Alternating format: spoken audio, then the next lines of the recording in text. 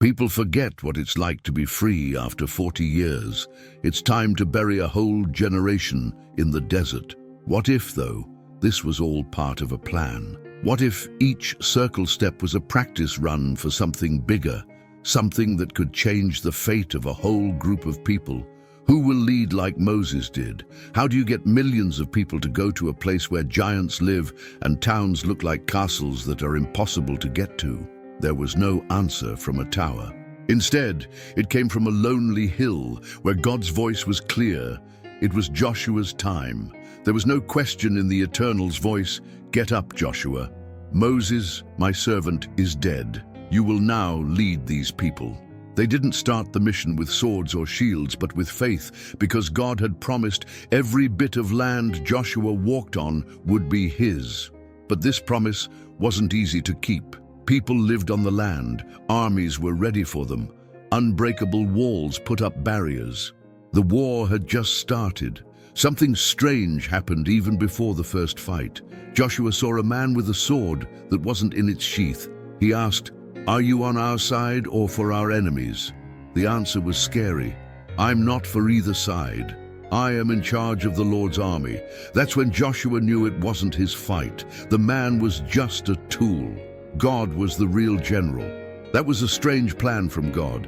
March in silence for days and then shout at the end, "Do not bring up guns. Do not open the gates. Just follow the rules." The walls came down, not by human force, but by the loyalty of God. It was just the start of an effort that would have both successes and mistakes, because not every win would be simple. As soon as Achan took something that wasn't allowed in Jericho, the next fight at Ai went badly. The people who were sure of themselves lost to a weaker enemy. "Lord, why have you left us?" Joshua cried out and wept. God answered, "There is sin in the camp. You can't win until it's taken away." Being holy was more important than planning. It was stronger than 1,000 men to obey. The march continued after the mistake was found and sentenced. A clean people were ready to take back the promise. And this is when the unthinkable happened. Joshua made a bold request in the middle of a very important fight. "Sun, don't move over Gibeon." The sun did not move. A whole day without getting dark. Enough time to beat the bad guys. A cosmic wonder that proved who was in charge again. Joshua wasn't like Moses or Abraham. He was one of a kind, a leader who has been shaped by fights, faith, and bravery. He did not lead with words, but with strong steps. Every city taken over and every group that moved in was the fulfilling of a promise made to Abraham, Isaac, and Jacob many years before. They finally had Canaan. Joshua called the people together at the end of his life and said, "Choose today whom you will serve. As for me and my house, we will serve the Lord." It wasn't just a call, it was a gift, because the promised land wasn't just a place, it was a choice every day to serve God even when everything else says otherwise. Join us as we follow Joshua to Jericho. Like this video, subscribe to our channel, and turn on notifications to see each part of this conquest. This will help get the word out to more people. Also, please leave a super thanks if you want to help this work. We can keep telling more Bible stories and spreading this message of faith and hope thanks to your gift. Thank you so much for your help.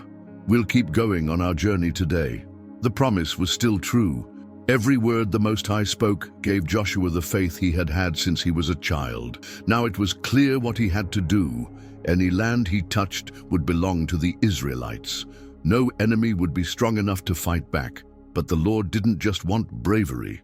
He said that following his law would lead to success. Joshua had seen the power of God in Egypt and in the desert. He knew that it wasn't enough to draw swords or make plans. The people would be strong if they obeyed. So when he heard, "Think about these words day and night, and you will be successful in everything," he didn't think twice. He stood up and told the people, "Get your food ready, because in 3 days we will cross the Jordan." He was inspired by the voice of God. We now own this land because the Lord gave it to us. One of the many people who heard him came up to him. The son of Jephunneh, Caleb, was no longer young, but there was something in his eyes that showed he was strong and determined. He made it through, one of only a few people who had been through the desert and not given up. Joshua, we were among those who spied out this land 40 years ago. Remember, you and I were the only ones who believed the promise. Everyone else died along the way, but the Lord kept us alive. It's now time to get what's ours. Joshua gave a nod. There was more between them than words could say. They had seen things that not many people would dare to believe. They were now ready to do something, but before they took over, they needed to know exactly what they were up against. The first problem was a big one: Jericho, the place with the best defenses in the area.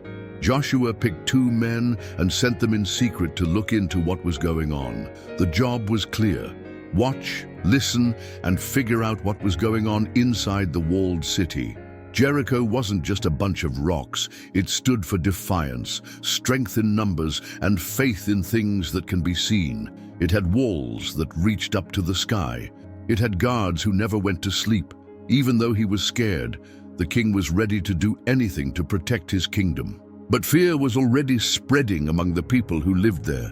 People were telling each other stories about Israel, hearing that the Red Sea was splitting, that Egypt's armies were being wiped out, and that the pillar of fire was leading the people made people anxious. They knew they were not safe, even though the walls were solid. The spies got in without being seen and mixed with the outsiders who came to do business. But soon, people noticed they were there.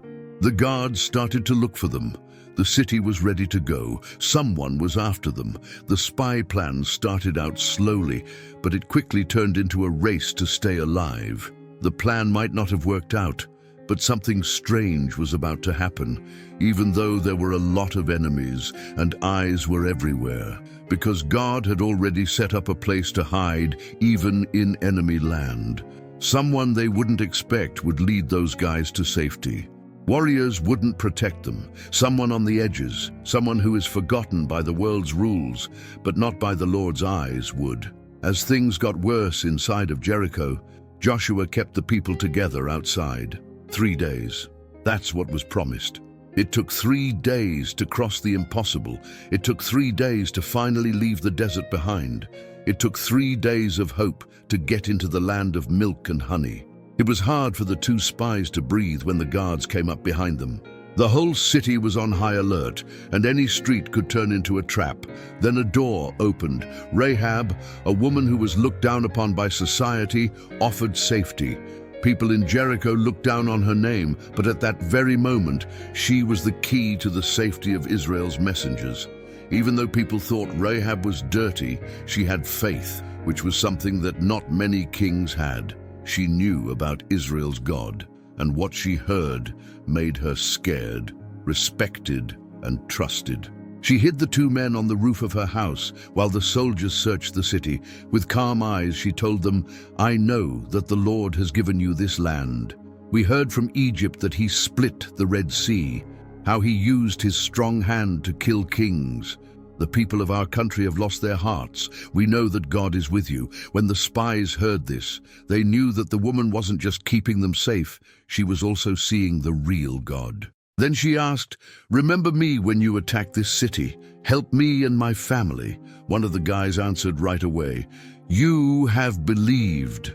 That's why no one in your house will get hurt when the Lord gives us Jericho. There will be agreement once you put a red line in your window." Rahab was smart and helped them get over the wall. When the men got back to camp, Joshua was there to meet them.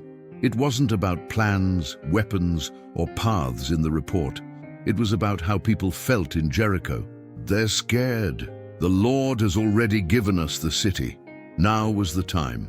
Joshua got up and told everyone to come together. The day that had been promised had come. The next step would be to cross the Jordan. But there was a problem. The river was too full. It was moving quickly, and the bottom was very deep. In a human sense, there was no way across. But God doesn't work in the same ways that people do. What did he say? "Let the priests take the Ark of the Covenant and lead the people. Or the river will stop when their feet hit it. Don't yell, no clear signs, just moving with hope." That's how it was. The water stopped, as soon as the priests stepped into the Jordan. Between the banks, a dry road showed up and Israel crossed it. It didn't take long for the people to cross. They looked at the priests who were standing firm with the ark in the middle of the stream. Once again, the impossible had been done. The river went back to normal after everyone had gone. The past was behind them. Go ahead, conquer. And right behind it is Jericho. The walls were as tall as mountains and looked cocky to the newcomers. The city was not only shut down physically but also mentally by people who put more faith in stones than in God. After being sworn in as leader, Joshua didn't rush into war. Instead, he kept himself apart. He asked for help through prayer. He had done a great thing at the Jordan, but now he had to face the real test. Taking over the land wasn't enough. As the Lord had said, it had to be done. Then God spoke, "Praise the people before you win." It wasn't an order from the army. In a mental way, arrows and spears would not start the fight that was to come. Instead, there would be separation, cleansing, and a new bond, because the land was holy and the people had to be ready to live where God had said he would live. It would not start with war cries, but with a stone knife. "Circumcise all the men," God told Joshua, which surprised him. "These people have not yet signed my bond. Until they do that, they won't be able to get what I promised." The leader's answer came right away, but it was full of worry. "Lord, we will be weak if we hurt ourselves now. What if our enemies attack?" But the words from heaven didn't change. "Trust me, Joshua. The sword won't win this battle. My hand will." Because of this, the whole camp stopped at the base of a hill near the Jordan. The tent didn't move. There was no spear raised. Every soldier, from the newest to the oldest, was marked. It was worse than just being hurt. It meant something. A deed that told heaven and earth, we belong to the Lord. The fighters were hurt and weak for days, so they couldn't fight. Nothing could stop them if Jericho sent an attack. That did not happen, though, because the city was filled with fear of God, like an unseen wall. Archers were not fired. Soldiers were afraid to go outside. As the people dedicated themselves, the Lord's hand was in front of them to protect them. God renewed his promise right there. Before that, the people had quietly carried the mark of Egypt with them, memories of being slaves and being ruled over. But now, in the promised land, the Lord told them, "Today I have taken away the shame of Egypt from you." That spot was given a new name, Gilgal, which means to take away, a place to start over. That night, the Israelites celebrated Passover as heirs to a promise instead of as travelers in the desert, which had been the case for decades. They stopped eating the food that fell from the sky every day. In its place, they picked wheat from Canaan's fields. They could taste fresh fruits and grains, and the place that had only been a dream before now tasted real. The desert was coming to an end. There would be no more food from God. People would eat what the promise made happen. No longer would they have to wait. It was time to walk. It was time to do something that couldn't be done. Jericho stayed ahead, and its walls defied the sky. But Joshua went out by himself and was quiet before the order was given and the horns started to play. His spirit was antsy. It was evening. He looked at the city from the edge of a hill. It looked like the towers were watching over each star. There was no way to break down the walls. His mind was full of thoughts. Strategies, ways to get there, and options. Every little thing was looked at. Joshua was very strong, but there was a weight that he couldn't skip over. The duty to care for a whole group of people. The job was to finish what Moses started, but failed to finish. It seemed like the sound of his breathing was stronger in the dark. In the middle of the darkness, a person then showed up. A person with a sword. Right away, Joshua got up and walked over to him. He asked in a strong voice, "Are you on our side or for our enemies?" Everything would change when the answer came. Because the man wasn't a normal fighter and wasn't just there by chance. It was a meeting marked by heaven. A memory of the person who really led that war. The city of Jericho was still there, but faith in people's strength was already starting to fall apart. Because right there, in front of Joshua, real power was about to show itself. Joshua still had questions in his heart, even after the people were dedicated and the miracle at the Jordan. Israel was a new country, so how could it take over a place like Jericho? The walls were too high, the gates stuck shut, and there were troops watching from every tower. Was it possible? He was by himself when these thoughts took over. But then, in the pitch blackness and cool air of the night, he saw something strange. It wasn't like any other man. A huge fighter wearing armor that sparkled in the moonlight stood a few steps away on the holy ground. His sword was not in its sheath anymore. Right away, Joshua reached for his own weapon. He slowly walked up to her and asked, "Are you on our side or on the side of our enemies?" Without dropping his eyes, he had not expected the answer to be what it was. "I'm not on either side. I'm with the Lord. I am in charge of God's army." Something inside Joshua broke at that very moment. Though it felt like fear, it was really awe. His legs were weak. A force that was bigger than life surrounded him. The soldier wasn't a person. It was a government agency from heaven sent by God the Creator. Joshua got down on his knees. His voice was shaking, but he asked in a low voice, "My Lord, what does my God tell his servant to do?" Also, the answer was very old and holy. "Take your sandals off. It's holy where you are right now." Joshua followed right away. He heard something that would change the way he thought about war forever. He was barefoot and his face was close to the ground. Victory would not come from weapons, war cries, or walls being torn down by people. The person sent said, "Get up, Joshua. Jericho is already in your hands because the Lord gave it to you. It won't be with guns, though. The only way is to obey." It didn't make sense to be told to march around the city in silence every day and shout when it's time. That was all. In the end, Joshua did not lead the fight. It belonged to the Lord. When Joshua looked up, the figure in the sky was gone. There was only the sound of the wind, the shades of the hills, and a new understanding in his heart. This was not a normal military operation. It was an act of faith. The Most High was in charge of the war, and Israel was just the tool he used. When Joshua got back to camp, he was different. His face showed that he was sure of everything. He called together the leaders of Israel, all of whom had been in battle before and knew how heavy war was. But when they heard the plan, there was silence. What did they say? "March in silence. Walk around the city without getting into a fight? With no swords or arrows, they just walk, is that it?" Some looked at each other in confusion. Some people frowned. One of them said, "Sir, they'll laugh at us. The Israelites will think we're crazy." But Joshua didn't give up. "They can laugh, but we'll do what they say. We won't win with knives. It's with faith. This plan came from God himself. And if he said it would happen, it will." At dawn the next day, when the camp went quiet for the night, the footsteps that would be heard around Jericho were already set.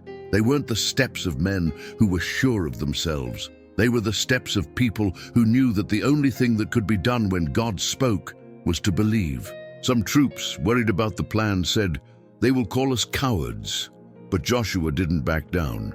He said, "This plan was not born among men. Our smarts have nothing to do with it. It's what the Most High wants.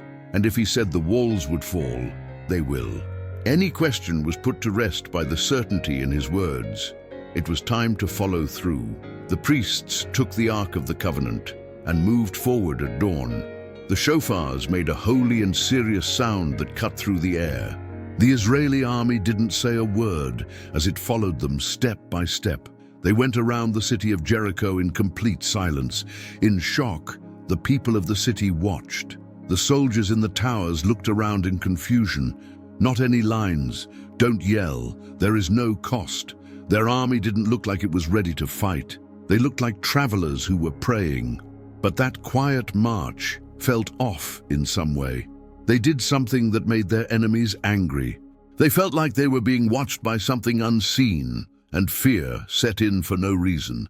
The Israelites went back to camp at the end of the first day. They did the same thing the next day. The third, fourth, fifth, and sixth days were the same. March, let the horns go, wait. Patience was the sword that God could not see. Time was what he used to make the impossible possible. The people felt different when they woke up on the seventh day. Everyone looked forward to what was going to happen. It was clear what to do. 7 laps that morning, not one more, 7. As soon as the sun rose and lit up the stones of Jericho, the monks were already ahead. As a sign that God was there and leading every step, the ark of the Lord came after them in a grand way. The people of Canaan stood still and watched each round. They stopped making fun of them. They were no longer too optimistic. Every step Israel took was a sign. Every horn sound is a threat that can't be seen. And at the end of the 7th round, Joshua yelled, "Shout!" in a loud, sure voice. "The Lord has saved this city for us." After that, people yelled. It was a strong, faith-filled shout, and they were sure that this was the moment when the promise was made. The noise reached the clouds, and right away, something impossible took place. The walls started to shake. First a small quake, then one that was impossible to stop. The stones hit the ground. The towers fell down. The gates were broken. The once impassable city was opened up in seconds. People were afraid of Jericho, but it fell apart without a single weapon being used against its walls. Because it wasn't power from people, it was God's hand. Israel's army moved forward through the broken-down buildings. Noise, dust, and uncertainty. That being said, kindness shone through even when there was judgment. A house could still be seen on one of the walls.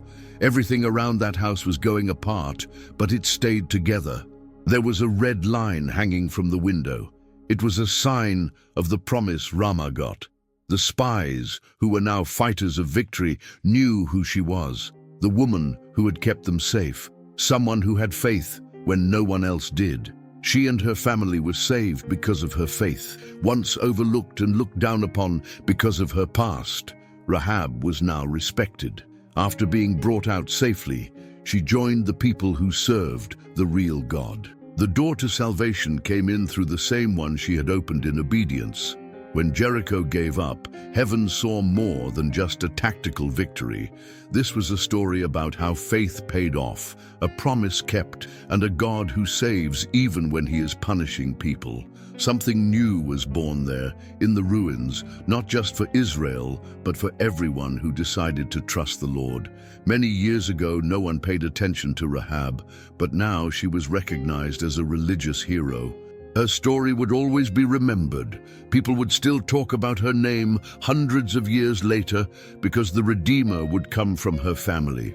If God wants to save someone, he doesn't look at their past. He looks at their heart. Rahab had faith, and because of that, her faith will live on forever.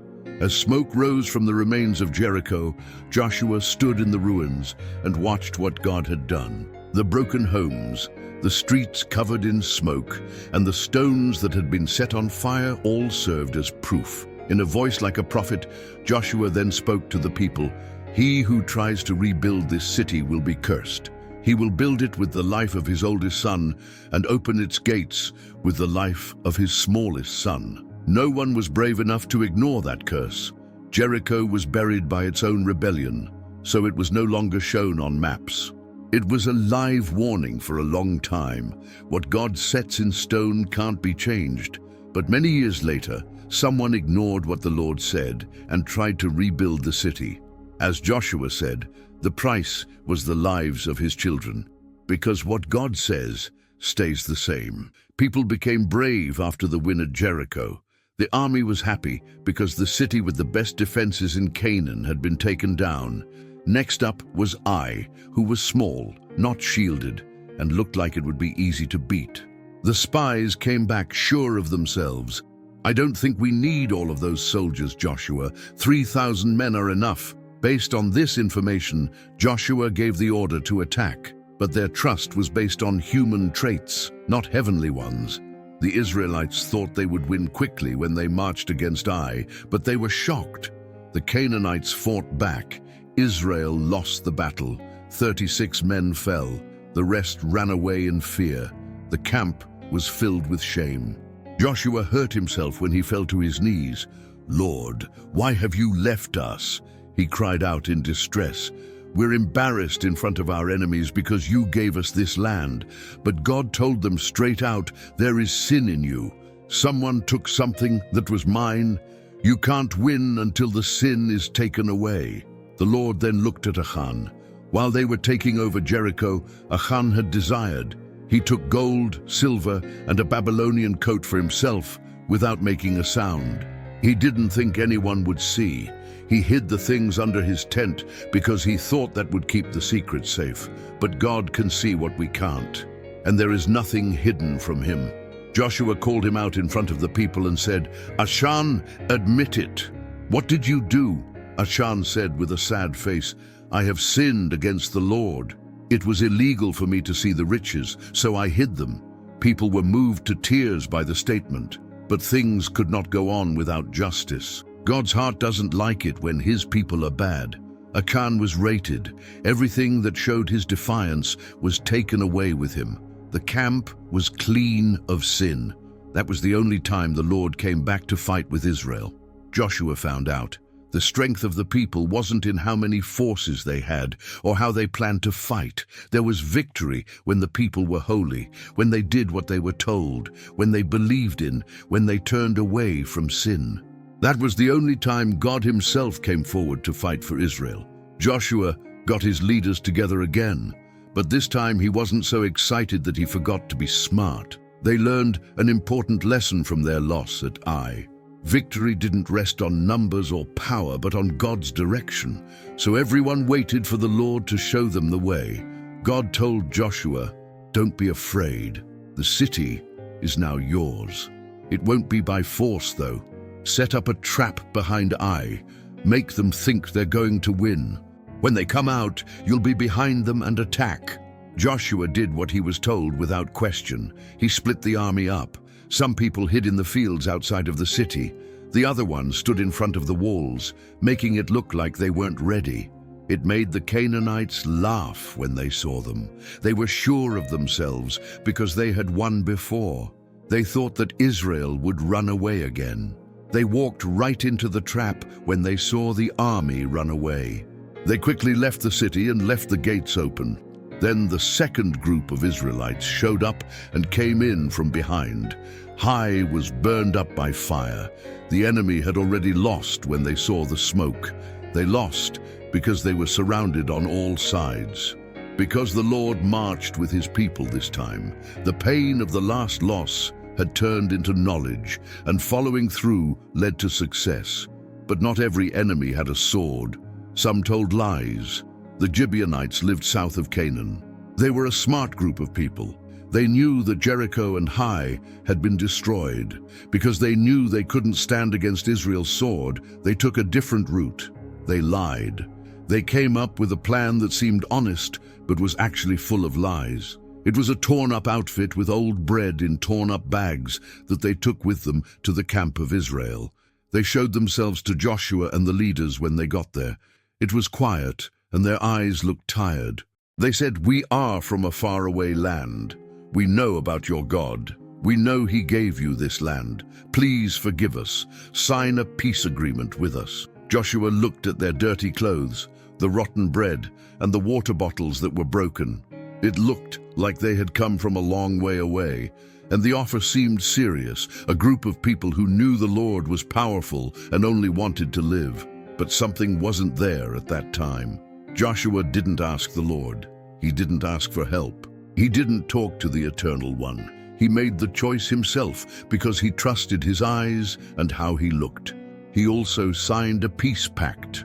They said they wouldn't attack the Gibeonites and made sure they got away safe. But the truth came out like a badly healed wound just 3 days later. The people who were called foreigners were actually neighbors, people who live in Canaan, Canaanites who were hiding. Joshua was mad. He got everyone together and told the liars, "You lied to us. When you could have given up and given in to the Lord, you told lies." The people of Gibeon bowed. We were scared for our lives. We were sure that we would be wiped out if we went up against Israel. We used what we had, which was smarts. People were ready to punish them, but they had taken an oath. Joshua promised not to break his promise. They would not be free, but they would be saved. Since then, the Gibeonites have been servants to God's people and the altar of the Lord. They cut down trees and carried water for them. Joshua knew that God is fair, even though he made a mistake. Even liars could join the people of the Most High if they gave up their lies, but they would still have to deal with the results of their actions. We knew we couldn't say no. The Gibeonites told Joshua, "We chose a different way to live." Breeze, they felt sorry for what they did, but the promise had already been made. Joshua told them, "From now on, you will serve the Israelites. You are going to cut wood. You are going to carry water. You will be in charge of keeping the altar of our God in good shape." The Gibeonites were not hurt, but it cost a lot to lie to them. The fact that they gave in made other kings very angry. Canaan as a whole kept an eye on Israel's every move, and now they saw a local group joining forces with the enemy. For the kings of Canaan, this was betrayal. There were 5 kings there. They worked together, called up their troops, and came up with a plan. If Gibeon has joined forces with Israel, we must destroy this alliance before it weakens all of Canaan. Thousands of men marched against the Gibeonites, wanting to destroy the city and send a message to all other peoples that they could not make peace with Israel. Gibeon sent an urgent message to Joshua because it was surrounded and didn't have an army to protect itself. "Help us. You promised to keep your word to us. We will be wiped out if you don't come." Joshua didn't think twice. A deal had been made with God, even though there had been lying before. He would do what he said. "We're going to march tonight. The Lord will also give us victory tomorrow." This is what Joshua said. They didn't stop their army. They were on the road all night, going up and down hills and through valleys. When morning came, they quietly got to the edge of Gibeon. The 5 troops of the enemy were not ready. Israel started a war. The people they were fighting were in chaos. The troops from Canaan were caught off guard. They ran without a plan. They ran away to avoid being hurt. But this fight wasn't just fought by men. God was there. He did something. As the enemies ran away, a storm like no other fell from the sky. Huge hailstones, the biggest ever recorded, hit the troops that were running away. The skies turned into weapons of war. Other people died from those stones rather than the Israelites' swords. It was clear that this wasn't just Israel's fight, but also the Lord's. But the day was getting longer. The light was going out. Joshua knew that a lot of people would run away when night fell. So, moved by faith and the need to act quickly, he looked up at the sky and yelled something that had never been said before. "Sun, stop moving over Gibeon. Moon, don't move over the Aijalon Valley." And something very strange took place. The sun did not move. The moon did not move. Time did what one man said. Since God heard him, the day went on longer, and the fight kept going. Israel fought the enemy until there was no one left to fight. The kings who lost ran away.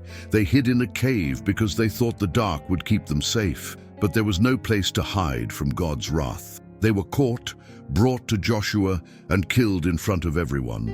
Because Canaan was being judged, and not just by force. God was also being fair. A new era began when the 5 kings fell. The defenses fell apart. Both forces were spread out. Every fight Israel won showed that the Most High was with them. Still, the war wasn't over yet. The land was very big. There were still towns to take over, to face people, promises to keep. Joshua knew that the people would be good and help him win, but they had to stay true. Canaan had not yet been fully taken over, but people would always remember that day, the day the sun stopped moving and God fought for his people. Joshua wouldn't let Israel rest until each group got its share of the land. His promise from God was still being kept, and it was up to him to see it through to the end. The battle went on after the 5 kings were defeated and several fortresses were taken down. The south was taken over first. After that, Joshua led the army north. Israel's sword cut down city after city and kingdom after country. Joshua was sure that the land was already theirs. All they had to do was take it. They couldn't be stopped by anything. He told his leaders, "We will not rest until every tribe has what God has promised them." Hebron went down. Dephibri gave up. It was possible to take over Bethel, Lachish, Azor, and Sidon. It was possible to beat 31 kings. 31 crowns were thrown to the ground. People were finally able to breathe when the last wall came down. There was no more war. The land was now Israel's. But there was a new problem to solve. The area had to be split up. The leaders got together in Gilgal, which is where it all began. It was time for the groups to get their gifts. One man stepped forward in the middle of the group. His hair was white and his body had signs of wear and tear, but his eyes still had the fire of youth. It was the old soldier Caleb, who was the son of Jephunneh. He told Joshua in a firm voice, "You and I were there. Our trust in the Lord was the only thing that made Moses send the spies to the promised land. The people didn't believe, but we did. Now I'm here. Even though I'm 85 years old, I'm still strong. Give me the land you said you would give me. Let me have Hebron. I will get rid of the giants who live there with God's help." Joshua looked at his old friend.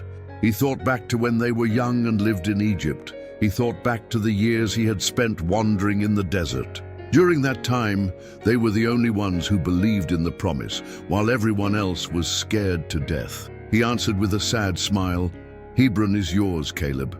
Get what the Lord has given you and go claim it." That's what he did. This was Caleb, who was 85 years old. He put on his war boots, raised his sword, and marched to Hebron. He faced the giants who ruled that land, beat them, and took it over. His children and grandchildren lived there for many generations, because God always sees people who have true faith. It always pays off. Not every group, though, took their share with the same spirit. Some were upset. They said there wasn't much room. These people from Canaan were still strong, that the mountains were tough. Joshua heard and then said, "If you have a lot of people, take the mountains. You already have the win because God is with you. Go fight for what's yours." And after that, each group got its share. Jerusalem in the south. In the middle are Ephraim and Manasseh. In the north, there were Dan, Asher, Naphtali, and Issachar. The land was split up not based on who was stronger or where they lived, but on what God said. Israel stopped being a group of wandering people and turned into a country with roots, land, and vows kept. Now each family could build, grow, and live without fighting. When the land was blessed by the God who promised and kept his word, it was no longer occupied by giants or enemy kings. And Joshua, the loyal helper, saw for himself what had been promised to Abraham many years before. The promise had come true. Each group got its share of the land. God showed the people who drew the map of Canaan where to go and how to get there. But even though lines were made, not everyone followed them all the way. There were groups that let Canaanites live with them. They let people who used to be their enemies live on the land that had been promised to them. So, the seeds of war were still there, even though the war was over. People who don't get rid of mistakes can get caught up in it. Even though Israel had won, it started to give up. Rest was clear, but danger grew in the background. In spite of this, the Most High's judgment stood strong. God had not only set up rules for war, but also laws for kindness. In Joshua, he told Joshua to build safe cities. There were 6 of them spread out in key spots. In that place, any man who accidentally killed someone else could run and find safety. In these places, no one would get even quickly. The judge would be fair. Their God was not only the Lord of armies, but also the God of mercy. Joshua had become old over the years. There were lines on his face from the years, but his eyes still had the light of someone who had seen dreams come true. He had led as a boss, marched as a fighter, and helped as a servant. Now that his feet were tired, his job was almost over. He called everyone together before he left, from the big kids to the little ones. Each group came together to listen to him. Josh gave his last message. "You have seen all that the Lord has done." His voice was weak from getting older, but it was still strong. "You have seen towns fall, kings lose, and miracles happen. But this land will be taken away from you if you turn away from him and follow the gods of the cities around you. Pick who you will help today. My family and I will serve the Lord." These were his last words in public. Not long after that, Joshua died. He was 110 years old. In the land he had taken over, which God had promised him when he was still Moses' servant, he was buried. He ended an era when he died. It was no longer the time of conquering or direct and firm guidance. But Israel's past was just getting started. Since Joshua was no longer in charge, the groups started to live on their own. They were no longer united like they were during the war. They forgot about the Lord little by little. The people who came after didn't know about Egypt's wonders, the walls that came down at Jericho, or the sun that never set. They forgot that the ground they were walking on was the result of promises made a long time ago. After that, a new era started. A time when there was no king. A time when men could do what they wanted. It was the start of the age of the judges, which was marked by rounds of resistance, harsh treatment, and kindness. Israel would trip and fall a lot, but God wouldn't leave them. Joshua left a message that will be heard for hundreds of years. He taught us that sticking to God's word leads to success, that obeying God opens doors that seem hard to open, and that God's promises never fail. All of his words are carried out, even if it takes a generation or comes about in a strange way. "Choose today whom you will serve," cried one man to the people. His words can still be heard among the old ruins and lost stories. "My family and I will serve the Lord." Joshua's faith gave you hope. Please share this video with someone who needs it. Leave a Amen in the comments, like the video, and subscribe to our channel to see more stories like this. Thank you for following us to the end of this incredible story. See you in the next video. May God be with you always. Amen.